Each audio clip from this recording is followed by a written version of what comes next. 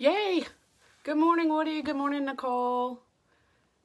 Good morning, everyone that's watching. So, the title of the stream today, decaf, and let me take this off. Decaf and death, or death and decaf. Two things that are very unpleasant. Two things that we don't like to talk about, we don't like to think about, but two things that we have to consider. First, the decaf. Don't do it. Just don't do it. That's easy, right? Do not do it. My shirt, my daughter-in-law bought for me, it says death before decaf. Don't do it. As far as deaf, it's a serious topic, but it is something that we have to address. And I didn't for a really long time. When I first started teaching, I would be in class, and of course I talk about life insurance. I talk about survivor benefit plans, which I'm going to talk about today. I talk about all of these things that happen at the end of our life, but I was approaching it from a very timid perspective. I didn't want to talk about it. So I started out by saying, if we die. And I used to say that all the time in my classes, like, if we die, this, that, if we die, something else. And one day, a guy called me out on it, and I'm so glad he did, because he said, stop it. It's not if, Debbie. It's when.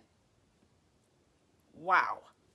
But he's right. We tiptoe around it. We don't like to talk about it. So that leads to two kind of calls that I get from people that I hate getting. I talk about retirement planning. I love doing that. And in my opinion, right, age does not necessarily mean that we have to let ourselves go. We have to be sick. Getting older doesn't mean that we have to be sick.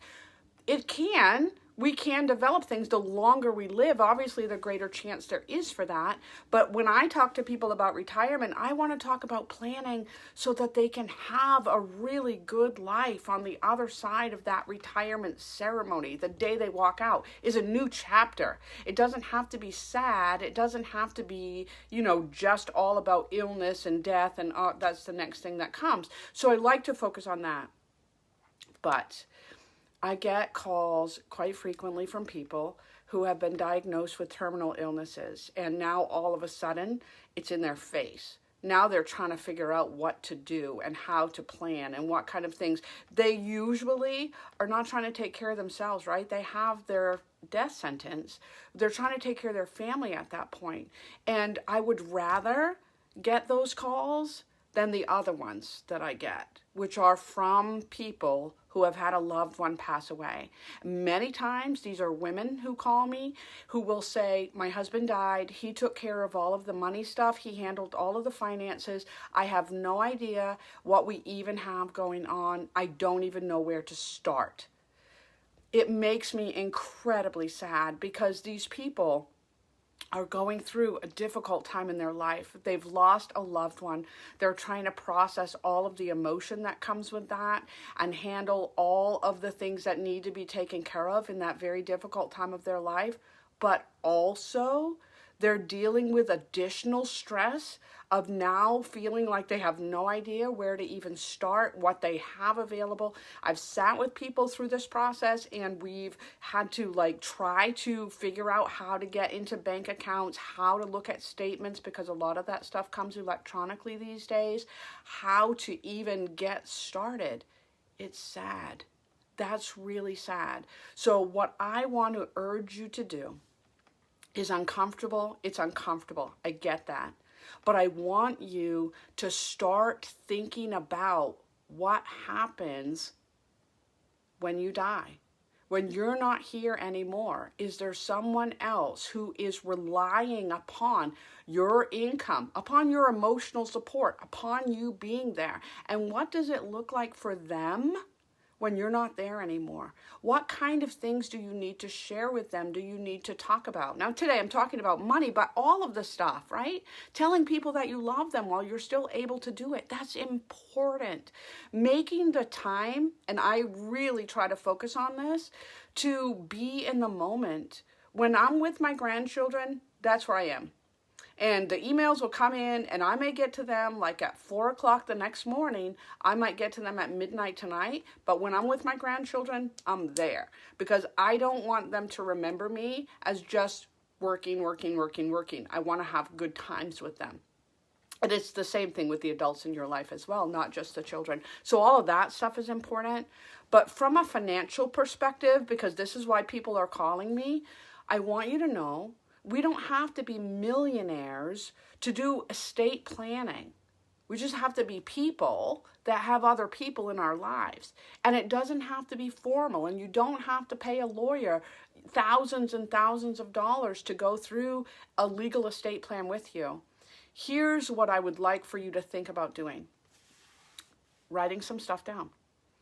Writing some stuff down, or you can put it on your computer, you can encrypt it, whatever, however you're going to handle it. But what I want you to think about is listing out everything you have. I have this savings account, I have this bank account over here, I have this money market account, I have this insurance program, I have this. Write it down. Write down your login and your password for each of these accounts. You don't even have to share it right now, okay? You don't even have to tell anybody what these things are, but you have to do it because we don't know when that last moment is going to be, and then it's too late. You can't do it now. So write it all down and then tell somebody that you did that. I am usually flying around all over the world, you know, my lifetime, right? So I don't usually think a whole lot about like what's going to happen because my husband will take care of everything. Like we do have a book. I mean what I say. I live this stuff. We have a 3-ring binder. It has everything in there. All of my designated beneficiaries, everything that will happen and who gets what and what's going to take place here and there. And so if something happens to me, my husband will take care of it. Well, a couple years ago, my husband and I were taking a trip together. And for some reason, there's really no good answer to why, but for some reason I was feeling very anxious about the trip, and I was starting to worry a little bit because I said if something happens to both of us at the same time, like my kids have no idea that this book exists or where to find it or what's going on or anything like that, and so it was really weighing heavy on my mind. So I called up my son and I said, hey, listen, if something happens, and he doesn't want to talk about it, right? He goes, nothing's going to happen, Mom, nothing. And I can go with that, and I can pretend, yep, nothing's ever going to happen. And then guess what? I'm leaving them, my son and my daughter, in a really bad spot. Because now I buried my head in the sand and pretended that nothing was going to happen. They're left trying to figure it out. I don't want that. So I had to force the issue a little bit and say, you're right. Nothing's probably going to happen on this trip. It's probably just something in my head, but just in case, let me tell you what I did. I put this stuff here, blah, blah, blah. I've encrypted it, okay? Now, he doesn't even look at it. He doesn't even open anything, but he has it. That's what I'm talking about. Making those plans to let somebody else know where to go and what to do for the just in case, because when that happens, it's too late. So let me just see what I've got for comments here, and then I'm going to come back and talk about, you know, some of the things that you may have out there that I want you to write down in your notebook when you're sharing with other people.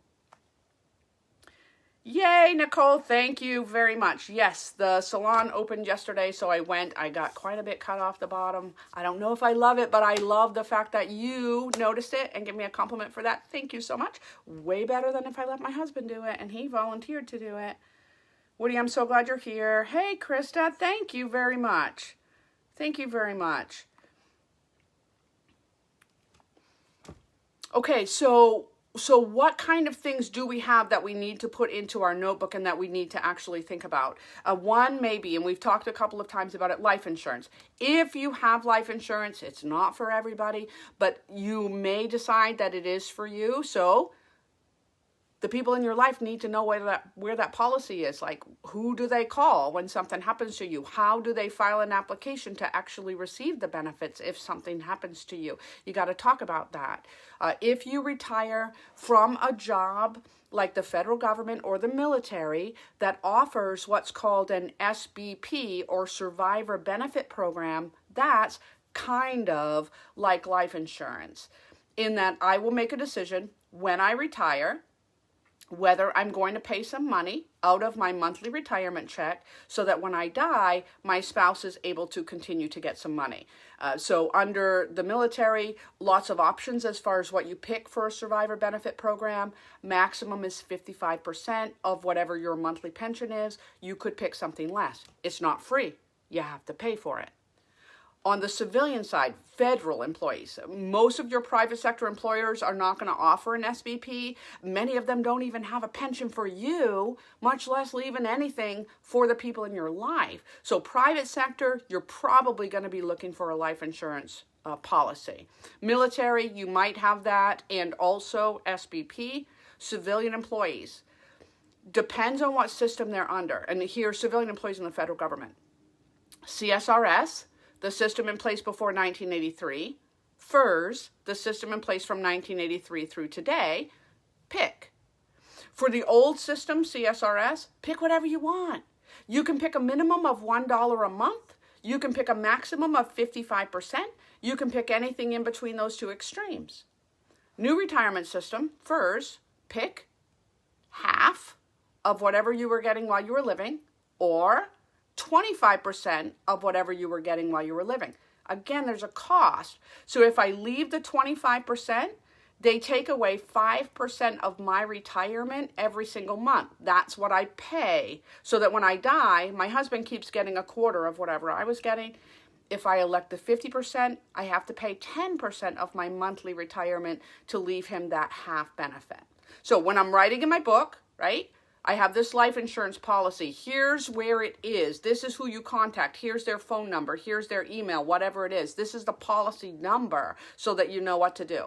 If I did elect the survivor benefit plan for my spouse, then here's who you contact for that. You're going to go through the military. You're going to go through the Office of Personnel Management. Here's my claim number for retirement so that you can start and know what you need to tell them. Here's my Social Security number. Be prepared with a copy of the death certificate because you're going to have to send that in as well. Then, as I said, all of those bank accounts, savings, checking, money market, CD, whatever, here's where they are. Here's how you contact that financial institution. You may have designated beneficiary forms for each of these accounts. If you do, please make sure that they're updated. People don't. I have them in class all the time, and they assume that because they're currently married, their spouse is going to get everything when they pass away. And people especially believe this when they live in states that are dividing everything in half. When we talk about federal benefits, the federal law is going to supersede the state law, and designated beneficiaries supersede the state rules. So doing that paperwork is super, super, super important. The other thing that I want to talk about, again, this whole business, right? We're uncomfortable. You have to be able to talk to your family about what you want at the end of your life. Now, I will tell you, we don't plan appropriately. I told you I get calls all the time from people to go, I have no idea what's going on. That's really sad. Also sad is that time between being fully functioning mobile adults and death. A lot can happen during that period of time, and we don't like to talk about it. But if you don't tell your family what you want when you are unable to speak for yourself, that's really difficult for them. And it is a really, really hard time for families. There's a lot of fighting. There's a lot of disagreeing. If you haven't been strong enough to tell somebody, this is what I want, when this happens, then these people are going to have to try to figure it out. And it's really hard and it's really stressful. And I don't want that for them. And I don't want that for you. So here's the bottom line, I think, right? It's not going to be a happy topic ever. But at least by you bringing it up and by you talking to people about what's available and by you making this list and saying, hey, go here when something happens to me, then you're giving your family the greatest gift of not having to figure that out and not having that additional stress when something happens to you and they're going through the process of dealing with that. I do want to recommend, and I don't get any money for this, I'm not an affiliate or anything like that, but there's an excellent book. Nicole, you told me about this. This excellent book is called Being Mortal. And the guy's name is Atul Gawande, Gawande. Being Mortal. I listened to it on Audible multiple times. It's excellent.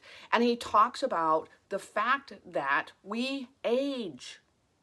It's what happens to the human body. We age, and he talks about ways that we can take care of ourselves in that older age. And what I love about it is that it's not, he says, the goal is not a good death, but a good life.